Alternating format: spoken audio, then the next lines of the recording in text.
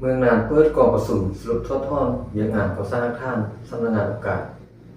วันที่31กรกฎาคม2024นี้อยู่ที่สังกัดเมืองน่านได้เข้ากองประชุมสรุปทอดทอนเวียกงานก่อสร้างอาคารสำนักงานองค์การขึ้นอย่างเป็นทางการโดยการเป็นประธานของทานคำเกงจันทวิสุขกรรมการพรรคแขวงเลขาพรรคเมืองเจ้าเมืองน่านมีคณะประจำพรรคเมืองกรรมการพรรคหัวหน้าองค์การทีมงานก่อสร้างอาคารพร้อมด้วยพนักงานผู้ซีนำบานเข้าห้องที่ประชุมท่านบนทีบรรวงศ์ของเลขาพรรคเมืองได้ขึ้นผ่านบทตีราคาการจัดตั้งปฏิบัติบรรดำเนินกองประชุมใหญ่หน่วยพรรคสำนักงานองค์การกองบัญชาการปปสปปสและคณะพรรคหากท่านทั้งหัวในวันที่29มีนาคม2024ที่ผ่านมานี้ได้แต่งตั้งพนักงานจำนวน65สหายโดยแบ่งเป็น6หน่วย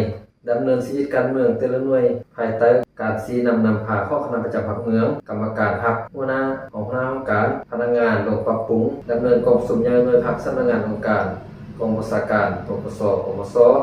และคณะพรรคหากท่านในทั่วเมืองโดยมีในพรรคสำนักงานองค์การทั้งหมด48หน่วย30พรรค813สหายหญิง309สหายมี30พรรคสังหอง24สหายหญิง10สหายมีเลขาหน่วยพรรคสำนักงานทั้งหมด48สหายหญิง8สหายมีห้องเลขาหน่วยพรรคทั้งหมด71สหายหญิง16สหายผ่านการดำเนินชีวิตการเมืองสามารถตีราคาประเภท30พรรคคือประเภทแข้ง782สหายหญิง307สหายประเภทกลาง29สหายหญิง2สหายประเภทอ่อน0สหายบริจาคประเภท2สหายหญิง0สหายและได้สำเร็จลงในวันที่18กรกฎาคม2024ผ่านการจัดตั้งปฏิบัติเห็นว่ามีด้านดีหลายด้านเช่นการกระเตรียมบุคลากรเข้าลงเลือกตั้งด้านงบประมาณและอื่นแต่ก็ปราศจากบ่ได้ด้านอ่อนของของค้างเป็นต้นบรรดาคณะพรรค30พรรคพนักงานรัฐกรจำนวนหนึ่งยังบ่ทันเข้าใจแจ้งต่อแนวทางนโยบายของพรรคการหันเอาแนวทางนโยบายของพรรครัฐมาเป็นอันละเอียดเข้าในเวียกงานที่ตนรับผิดชอบยังเฮ็ดบ่ได้ดีบ่เอาใจใส่ฝึกฝนตนเองบ่อยากสอบรู้หำเหียนเห็นแก่ผลประโยชน์ส่วนตัวนำใจเสียสละเพื่อผลประโยชน์ส่วนรวมแม่นมีน้อยความเป็นเจ้าการปฏิบัติแนวทางนโยบายมติคำสั่งกฎระเบียบของพรรคกฎหมายของรัฐที่การจัดตั้งบ่แม่นยังเฮ็ดบ่ทันได้ดีเท่าที่ควรจำนวนหนึ่งยังบ่ทันปฏิบัติหลักการรวมศูนย์ประชาธิปไตยอย่างแท้จริงบ่ปฏิบัติตามเสียงส่วนหลายคาดว่าคิดได้สร้างรอท่าแต่คำสั่งการติดตามกฎกาอย่างบ่ปกติต่อเนื่องการสรุปทอดบทเรียนและการรายงานยังบ่ทันเฮ็ดได้ดีเท่าที่ควร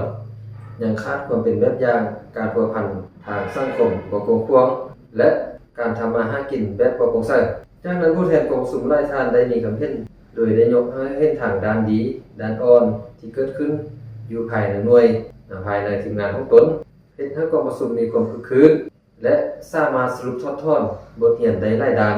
ยกให้เห็นบทบาทการนำพาของคณะพรรคตั้งหน้าพันขยายมติของพรรคขององค์การพรรคทุกขั้นวางออกแต่ละระยะโดยหั่นเป็นแผนงานเป็นโครงการละเอียดมีจุดมุ่งสอดคล้องกับจุดพิเศษและท่าแห่งของท้องถิ่นเพิ่มทวีการศึกษาผมการเมืองแนวคิดอย่างกว้างขวางและลึกซึ้งเพื่อให้สมาชิกพรรคพนักงานรับรู้เสื่อมซึมกำแนแนวทางนโยบายของพรรคมีความตื่นตัวเคารพและปฏิบัติระเบียบกฎหมายเพิ่มทวีความสามัคคีเป็นเอกภาพภายในพรรคความสามัคคีเป็นจุดแพนเพื่อรับประกันเสถียรภาพทางด้านการเมืองต้านและสกัดกั้นปรากฏการณ์ย่อท้อทุกรูปแบบเพิ่มทวีความศักดิ์สิทธิ์ในการคุ้มครองรัฐคุ้มครองสังคมในการปฏิบัติภารกิจปกปักรักษาและสร้างสร้างประเทศชาติในตอนท้ายท่านประธานยังได้มีเพ่นโอหล่มซีนำเวียกงานของด้านพร้อมทั้งเฮือฮู้ถึงว่าสำหรับกองประชุมใหญ่ครั้งที่8ขององค์คณะพรรคเมืองน่านคาดว่าจะจัดขึ้นในต้นปี2025นี้